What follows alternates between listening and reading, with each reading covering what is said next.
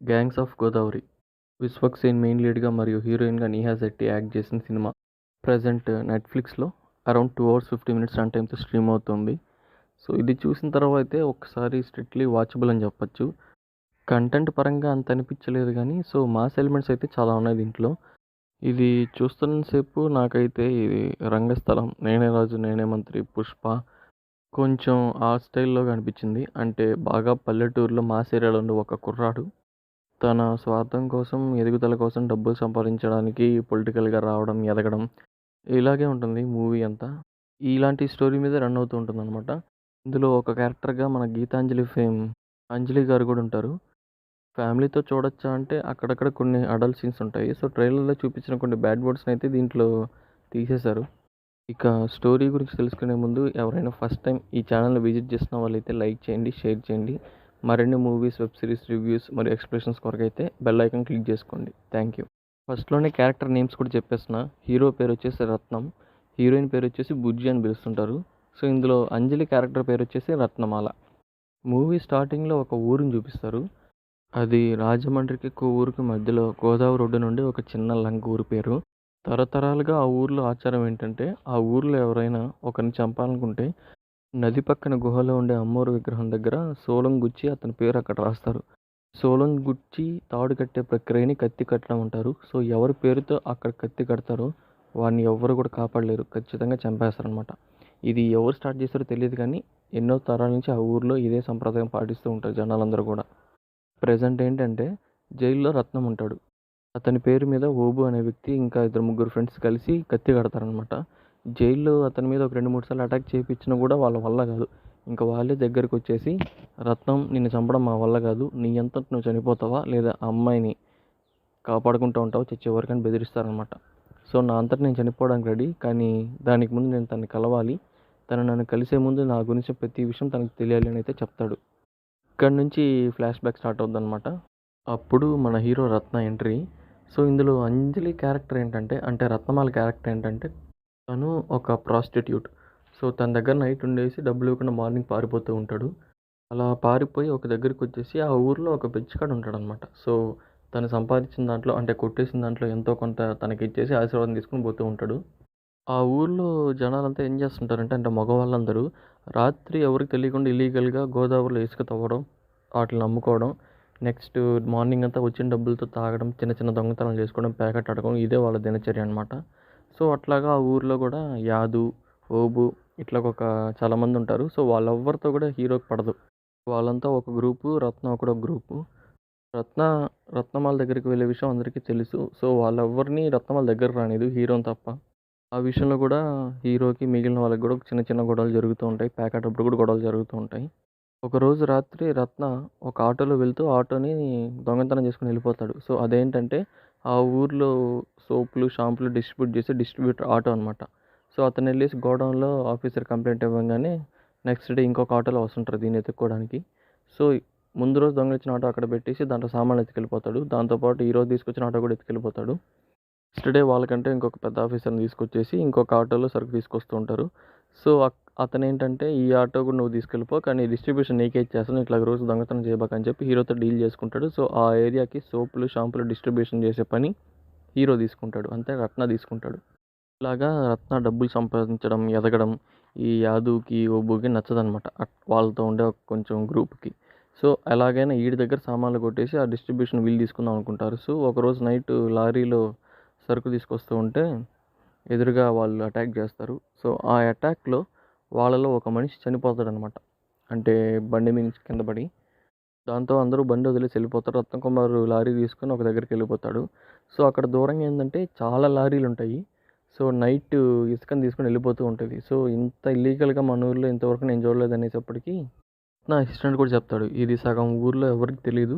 ఇదంతా 20 సంవత్సరాలుగా అధికారంలో ఎమ్మెల్యేగా ఉండే మన దొరస్వామి గారి సామ్రాజ్యం అని చెప్తాడనమాట.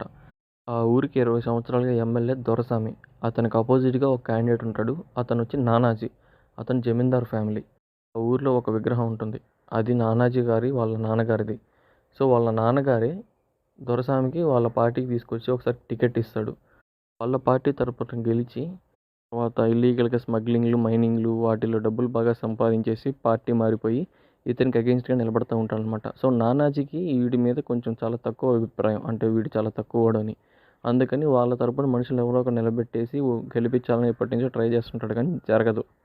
సో, ఇదంతా తెలుసుకున్న రత్నం వీళ్ళ దగ్గర ఉంటే మనకి డబ్బులు సంపాదించుకోవచ్చు అని చెప్పేసి వెంటనే దొరసాని దగ్గరికెళ్తాడు.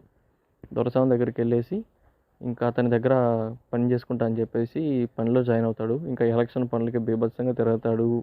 ప్రమోషన్లు ఇప్పించి, మందు పంపించి, పాంప్లెట్‌లేసి బాగా కష్టపడతాడనమాట. సో, చాలా తక్కువ టైంలోనే అక్కడ నమ్మకంగా ఉండే వాళ్ళ మధ్యలో నుంచి కూడా ఇతను బాగా నమ్మకస్తుడైపోతాడు దొరసామికి. అలా ఒకరోజు నైట్ తిరుగుతూ ఉంటే ఒక కార్ యాక్సిడెంట్ అయ్యి కనిపిస్తది. సో, అందులో ఎవరా అని చూస్తే నేహా శెట్టి అనమాట. తనని హాస్పిటల్‌కి తీసుకెళ్తాడు. తనని చూడగానే బాగా ఇష్టపడతాడు రత్నం. సో, తను తెలిసేటప్పటికి వాళ్ళ నాన్నకి కూడా ఫోన్ చేసి విషయం చెప్తాడనమాట. వాళ్ళ నాన్న హాస్పిటల్‌కి వచ్చే వరకు కూడా తెలీదు తను నానాజీ వాళ్ళ కూతురని. ఈ విషయం రత్నమాలకి చెప్పంగానే నానాజీ కూతురు మీదకొస్తే ఎవరిని వదలడు, చంపేస్తాడు. తన జోలికి వెళ్ళకు అంటుంది. కానీ ఎలాగో నచ్చింది కదా! చూద్దాం ఏం జరుగుతదో అన్నట్టుగా హీరో కూడా వెళ్తాడనమాట. సో, అలాగ వెళ్ళి వాళ్ళ ల్యాండ్ ఒకటి కబ్జా చేస్తాడు. ఆ విషయం డైరెక్ట్‌గా నానాజీకి తెలిసి సరే మాట్లాడదాం ఇంటికి పిలిపించు అంటాడు. అప్పుడు రత్నం ఫ్రెండ్ ఇద్దరు కలిసి నానాజీ వాళ్ళ ఇంటికెళ్తాడనమాట. సో, అక్కడికెళ్ళిన తర్వాత "నువ్వు ఈ ఊర్లో ఎవరి ల్యాండ్ అయినా కబ్జా చేయొచ్చు. నాదే చేసావంటే నా దృష్టిలోకి రావడానికే ఏం కావాలి నీకు" అని అడుగుతాడు నానాజీ. దానికి సమాధానంగా "మీరనుకుంటే నన్ను మనుషులతో కొట్టించొచ్చు లేదా పోలీస్ కేస్ పెట్టొచ్చు. అయినా ఇంటికి పిలిపిచ్చి మాట్లాడుతున్నారంటే మీకు ఏం పని చేసి పెట్టాలో చెప్పండయ్యా" అంటాడు. రత్నం మాటల్ని, తెలివితేటలని కొంచెం చూసి ఇంప్రెస్ అవుతాడు నానాజీ. అందుకని తన పార్టీలోకొస్తాను. తనకి అగెయిన్స్ట్‌గా నిలబడతాను. నన్ను మీరు గెలిపించుకుంటారా అని అడుగుతాడు రత్నం. అందుకని నానాజీ 5,00,00,000 అడుగుతాడు. దానికోసం అని చెప్పి రత్నం వాళ్ళ యజమాని దొరసామిని కిడ్నాప్ చేసినట్టు ఒక ప్లానేసి, తనని కూడా కిడ్నాప్ చేపించుకున్నట్టు పక్కనే కూర్చొని కొంచెం డ్రామా ఆడేసి, సో, మొత్తానికి 5,00,00,000 అయితే తెప్పించుకుంటాడు. ఆ డబ్బు నానాజీకైతే ఇచ్చేస్తాడు. ఆ విషయం దొరసామికి కూడా తెలీదు. సో, ఇద్దరు కిడ్నాప్ అయ్యారు కదా! ఈ విషయం ఎవరికీ చెప్పొద్దు. మన పరువు పోద్దని చెప్పేసి చెప్తాడనమాట. ఆ తర్వాత పార్టీ మెంబర్స్ నుంచి ఒకరి ద్వారా దొరసామికి ఒక ఇన్ఫర్మేషన్ వస్తది. వాళ్ళుండే పార్టీ ఓడిపోతుంది. సో, అపోజిషన్ పార్టీ గెలుస్తుంది. మీరు గాన మా పార్టీలోకి వచ్చినట్లయితే మీకు మినిస్ట్రీ ఇస్తామని చెప్పి ఆఫర్ ఇస్తాడు. సో, అది వాళ్ళ మనుషులతో నైట్ సీక్రెట్‌గా మాట్లాడుకుంటూ ఉంటాడనమాట. ఆ విషయం రత్నానికి తెలుస్తది. ఆ రోజు రాత్రి ఊర్లో ఉండే నానాజీ గారి తల విగ్రహాన్నయితే పడగొట్టేస్తాడు. పక్క రోజు ఎవరు పడగొట్టాడని చెప్పేసి నానాజీ, దొరసామి ఇద్దరూ అరుచుకుంటూ ఉంటారు. నేను మీ పార్టీలోకి వస్తున్నా అని చెప్పేసి ఓరవక నువ్వే ఇలా చేసుంటావు సానుభూతి కోసం అని చెప్పేసి ఏయో అంటారు. దొరస్వామి తిడతాడు. నానాజీ కూడా తిడతాడు. దాంట్లో నీకెదురుగా నేనెందుకు నిలబడేది? నువ్వు ఎలాగైతే మా చెప్పు కింద ఉండి నువ్వు నిలబడ్డావో నీ దగ్గరుండి చెప్పుని నీ దగ్గర నీకు ఎదురుగ్గా నిలబెడతానని చెప్పేసి రత్నాన్ని పిలుస్తాడు అప్పుడు. సో, రత్నం దగ్గరకొస్తాడు. అతన్ని చూసి దొరస్వామి నవ్వుతాడనమాట. ఏరా నువ్వు నాకు ఎదురుగా నిలబడతావా అని చెప్పి. సరే ఇంకా రత్నం ఓకే అనేసరికి దాంతో కోపం వచ్చేస్తది దొరస్వామికి. ఇక నానాజీ తరపున దొరస్వామికి అగెయిన్స్ట్‌గా రత్నాన్ని నిలబెడతారనమాట. సో, తన దగ్గర కొట్టేసిన 5,00,00,000 కూడా నానాజీకి ఇచ్చేస్తాడు. ఆ తర్వాత ఇంట్లో కూర్చున్నప్పుడు వాడి మీద కోపంతో ఏదో ఒకటి చేయాలని చెప్పి ఆలోచిస్తూ ఉంటాడు. ఆ టైంలో ఎస్ఐ కూడా వచ్చేసి, "మీ దగ్గర పోయిన 5,00,00,000 నెక్స్ట్ రోజు మార్నింగే నానాజీకి రత్నం గాడు 5,00,00,000 ఇచ్చాడు. ఆ రోజు నైట్ మీ ఇంటికొచ్చిన ఫోన్ కాల్ మరియు నానాజీ గారి ఇంటికెళ్ళిన ఫోన్ కాల్ నంబర్ ఒకటేను. సో, ఆ నంబర్ ఎవరిదని ఐడెంటిఫై చేస్తే రత్నం గాడి షాప్ ఎదురుగా ఉండే ఎస్టీడీ కాల్ నంబర్ అని అర్థమైంది. సో, మిమ్మల్ని కిడ్నాప్ చేసింది, డబ్బులు కొట్టేసింది రత్నమే అని చెప్పేసి దొరస్వామికి చెప్తాడు. అదే టైంలో రత్నం కూడా దొరస్వామి ఇంటికొస్తాడు. సో, మొదటిసారి నామినేషన్ ఏస్తుంది బ్లెస్సింగ్ కావాలని చెప్పి. సో, వాడిని కొట్టి 5,00,00,000 అడగంగానే ఏ 5,00,00,000 అయన్నీ పార్టీ ప్రచారానికి అయిపోయింది. పార్టీ ఖర్చులకి అయిపోయింది. నేను ఎన్ని చేసినా కూడా నేను మీ కింద శిష్యుడు లెక్కనేను. మీరే నా గురువు అని చెప్పేసి ఏదో కొంచెం డ్రామా చేసి వెళ్ళిపోతాడు. సో, ఆ టైంలో ఎలక్షన్స్‌లో ఈళ్ళు బాగా డబ్బులు పంచడం ద్వారా రత్న ఆ ఊరు ఎమ్మెల్యే అవుతాడు. సో, మొదటిసారిగా దొరస్వామి ఓడిపోతాడు. ఈ మధ్యలో ఒక చిన్న విషయం ఏంటంటే, సో, తన కూతురు నానాజీ కూతురు బుజ్జితో ప్రేమలో పడతాడు రత్న. సో, వాళ్ళిద్దరూ కలిసి తిరుగుతూ ఉంటారు. సో, రత్న ఏదైతే ల్యాండ్ కబ్జా చేస్తాడో, దాని గురించి బుజ్జికి తెలిసి తను నిలదీస్తే, "నేను మా జనాల కోసం చేశాను. వరదలొచ్చినప్పుడు వీళ్ళందరూ ఎట్టబోతారో, ఎక్కడ ఉండాలో కూడా తెలీదు. అందుకని గవర్నమెంట్ ఇంతకాలం పట్టించుకోలేదు. అందుకని మీ ల్యాండ్ కబ్జా చేశానని" చెప్తాడు. అది విన్న బుజ్జి చాలా మంచోడని చెప్పేసి కాంప్రమైజ్ అయిపోయి వదిలేస్తుంది. సో, "అది నా పేరు మీద ఉండే స్థలం. నీకెప్పటికీ ప్రాబ్లమ్ రాకుండా ఆ పట్టాలు కూడా నీకిచ్చేస్తాను. నిన్నెవరు ఇంకేం అడగరని" చెప్తుందనమాట. సో, ఈ విషయం ప్రెజెంట్ ఇప్పుడుకొస్తే సో, ఎలక్షన్ జరిగిన తర్వాత రత్న విన్ అయిపోతాడు. రత్న నేరుగా నానాజీ వాళ్ళ ఇంటికి కూడా వస్తాడు. వచ్చిన తర్వాత ఇంకా బుజ్జి వాళ్ళ నాన్నకి వీళ్ళ ప్రేమ విషయం చెప్తుంది. సో, రత్న గురించి మొత్తం తెలిసిన నానాజీ పెళ్ళికి ఒప్పుకోడు. వాడు ఎన్ని పనులు చేశాడో, ఎన్ని ఇల్లీగల్ పనులు చేశాడో, ఎలా ఉంటాడో నీకు తెలీదు. నువ్వు తెలియకుండా మాయలో పడుతున్నావు అని చెప్తాడు. కానీ ఒప్పుకోడు. కానీ బుజ్జి ఇష్టం మేరకు అక్కడి నుంచి తనతో వెళ్ళిపోతుందనమాట. ఆ గొడవలన్నీ చూసిన బుజ్జి రత్నతో ఒక మాట తీసుకుంటుంది. "నువ్వు ఏమన్నా చేసుకో నాకు అనవసరం. కానీ నేను నీకిచ్చిన ల్యాండ్ మాత్రం అది ప్రజలకే దక్కాలి కదా" అన్నట్టుగా ఒట్టు తీసుకుంటుంది. దానికి కూడా ఓకే అంటాడు. సో, దానికోసం అని చెప్పేసి నెక్స్ట్ రోజు దానికి భూమి పూజ కూడా చేపిస్తాడు ఇల్లు కట్టడానికి జనాలకని. సో, తను పూజ అయితే చేపిద్దాం అనుకుంటాడు కానీ స్థలాల్లో ఇల్లు మాత్రం కట్టాలనుకోడు. సో, దాన్ని కూడా ఏదో రకంగా తనే లాగేసుకోవాలనుకుంటాడనమాట. ఇంకా అక్కడ ఫార్మాలిటీగా బుజ్జి హ్యాపీ ఉండడం కోసం భూమి పూజ చేపిస్తాడు. కరెక్ట్‌గా పూజ టైంలో నానాజీ అక్కడికొస్తాడు. వాళ్ళ ఊరు ఎంఆర్ఓని మరియు పోలీసులని తీసుకొని ల్యాండ్ తనదని అనవసరంగా ఈడు భూమి పూజ చేసి గొడవలు చేస్తాడని చెప్పేసి కేసు కూడా పెట్టాలనుకుంటాడు. కానీ రత్న పేపర్లు చూపించగానే నానాజీకి కోపం వస్తుంది. సో, అందరి ముందు చంప మీద కొడతాడు. దాంతో రత్న కూడా కోపం వచ్చి నానాజీని కొడతాడు. సో, కానీ ఇటుకరాయి తగిలి అక్కడికక్కడే చనిపోతాడు. ఇంటి దగ్గర శవాన్ని పెట్టి అందరూ వచ్చి చూస్తూ చివరి చూపుగా పెడుతూ ఉంటారు. సో, అక్కడికి దొరసామి కూడా వస్తాడు. దొరసామి బుజ్జితో మాట్లాడుతూ ఉంటాడు. సో, మీ నాన్న మీద నేను చాలా సార్లు గెలుద్దాం అనుకున్నాను కానీ ఏ రోజు కూడా చంపాలనుకోలేదు. కానీ నువ్వు పెళ్లి చేసుకున్న రత్న అయితే మనిషి కాదు, వాడు మృగము, జాగ్రత్తగా ఉండమని అయితే చెప్తాడు. సో, తను ఇంతకాలం రత్న చేసిన పనులన్నీ చూసుకునేసి తనకి నిజం చెప్తున్నాడు, అబద్ధం చెప్తున్నాడు అర్థం కాక, సో, వాళ్ళ నాన్నని చంపాడని చెప్పి ఒక కోపంతో కేసు కూడా పెట్టేస్తుంది. సో, ల్యాండ్ కబ్జా చేశాడని చెప్పేసి.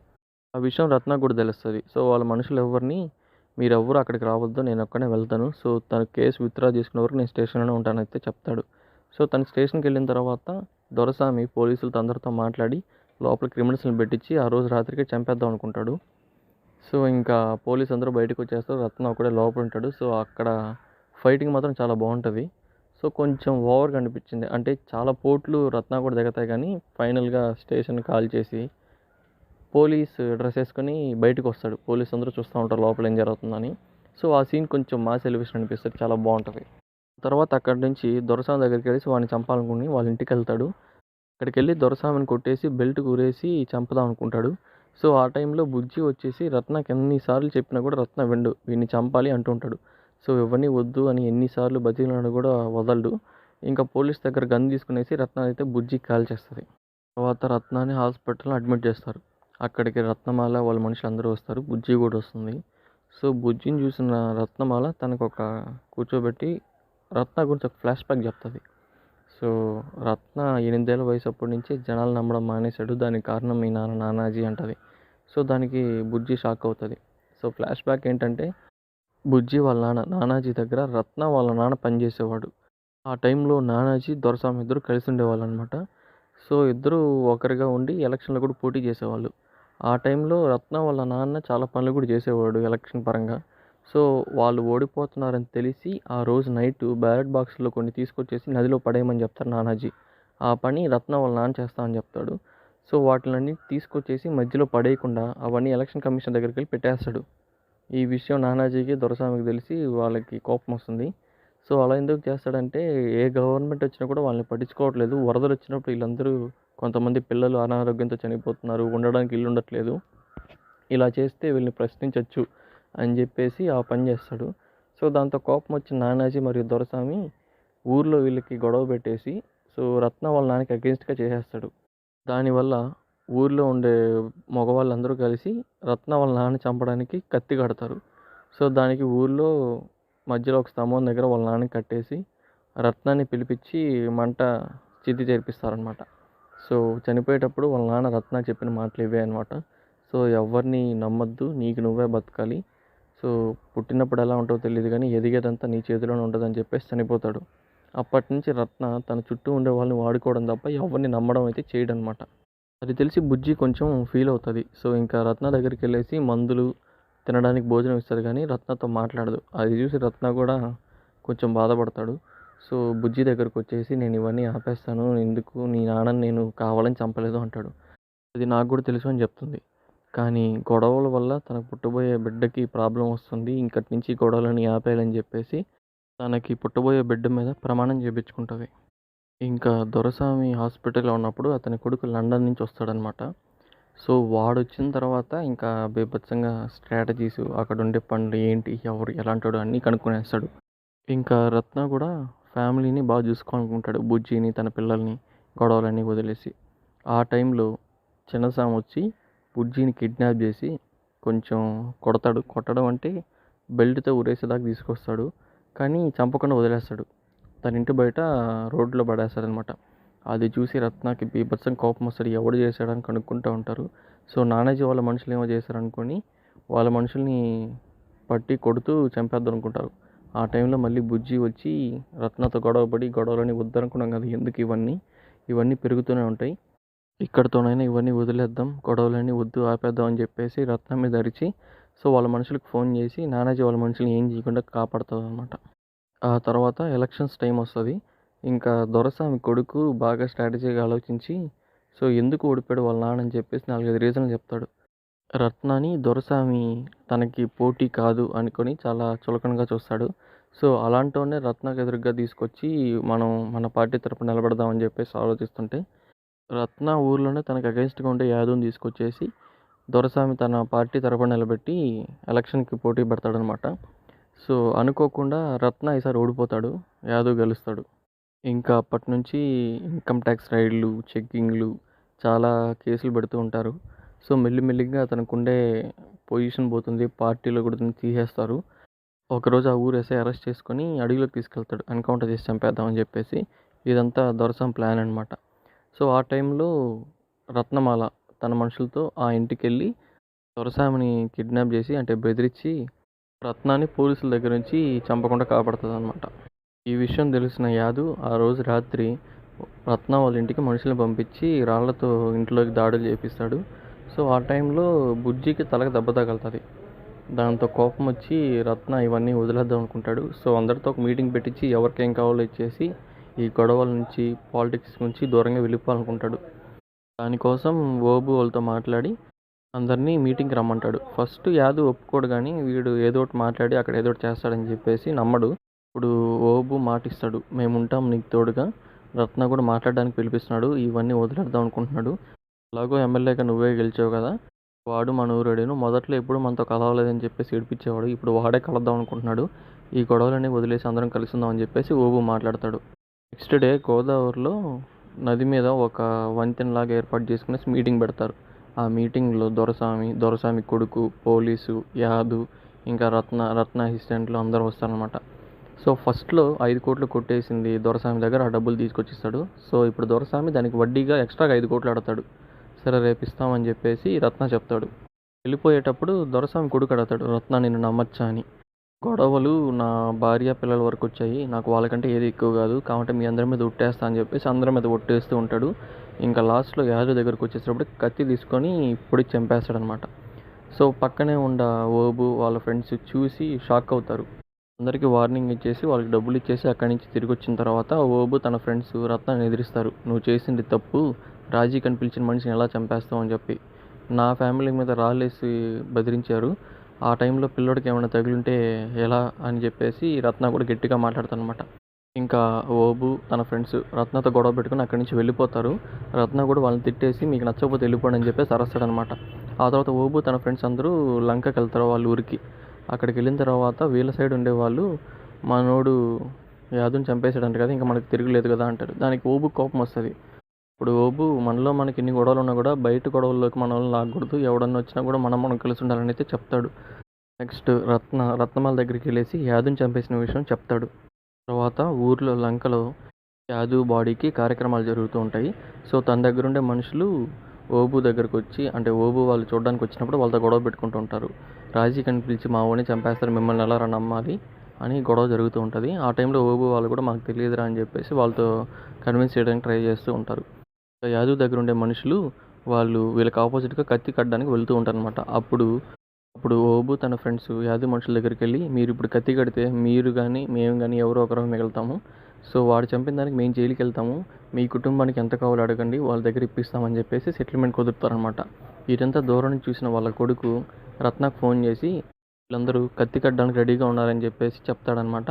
సో అది విన్న రత్న తన ఫ్రెండ్సే తనకి కత్తి కట్టడానికి రెడీగా ఉన్నారని చెప్పేసి బాగా కోపం వస్తుంది. కానీ రత్నమాల మాత్రం నువ్వు తప్పుగా ఆలోచిస్తున్నావు, ఒకసారి ఆలోచించి ఉంటాడు. కానీ వాళ్ళ మీద కోపంతో రత్న ఏం ఆలోచించకుండా రత్నమాల చేత ఓబుకి ఫోన్ చేయించి భోజనానికి పిలిపిస్తాడు. సో రత్నమాల వాళ్ళందరి కోసం భోజనం తయారు చేస్తుంది. ఇప్పుడు రత్నమాలకు కూడా తెలియకుండా దాంట్లో విషం కలుపుతాడు. వాళ్ళ ఫ్రెండ్స్ అందరూ వచ్చి భోజనం కూర్చునేటప్పుడు వాళ్ళకి పాపం రత్నం మీద పాజిటివ్గానే ఉంటాడు. అంటే మన ఫ్రెండే కదా అని చెప్పేసి ఉంటారనమాట. అప్పుడు జరిగిందంతా వదిలేరా, మేమే గొడవ పెట్టుకొని ఇంత కోపం వెళ్ళిపోయాము, సో ఇప్పుడు మేమే వచ్చాం కదా మాట్లాడచ్చు కదా అని చెప్పేసి తింటూ ఉంటారు.